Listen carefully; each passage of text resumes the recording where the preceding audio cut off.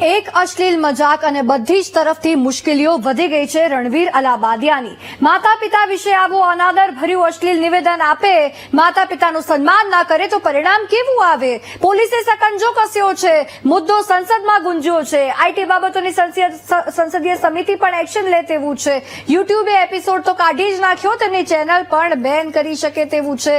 ચાહકો નફરત કરતા થઈ ગયા છે એ એક અશ્લીલ મજાકના કારણે, અને એ પાછી કોપી હતી। ઓજી ક્રૂના ટ્રુથ ઓર ડ્રિંક ના 2 વીક જૂના એપિસોડમાંથી એ સવાલ જોયો હશે અને પછી પૂછી લીધું ઇન્ડિયાઝ ગોટ લેટેન્ડમાં, અરે કોમેડી આવડતી ન હતી તો કોણે કીધું હતું કરો?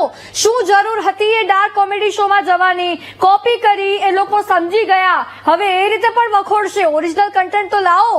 850 થી વધુ પોડકાસ્ટ કર્યા છે, દર મહિને 35 લાખની આવક છે, પણ એક ભૂલ, બોલ્યા પહેલા વિચાર્યું નહીં અને બોલીને પણ એડિટ કરીને કટ કરાવવા વિચાર્યું નહીં, એમાં ભરાઈ ગયા।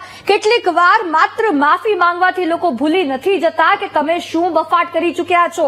શબ્દો બોલ્યા બાદ પાછા નથી ખેંચાતા, પણ આ એડિટ તો થઈ શકે તેમ હતું ને, પણ ન કર્યું। નેગેટિવ પબ્લિસિટી તો થઈ રહી છે, પણ શું જરૂર હતી રણવીર અલાબાદિયાને આવું કરવાની? લોકોને જીવન જીવવા પ્રોત્સાહન આપતા, એમના પોડકાસ્ટ આધ્યાત્મ તરફ પ્રયાણ કરવા પ્રેરણા આપતા, પણ હવે આખી છબી ખરડાઈ અને બદલાઈ ગઈ છે।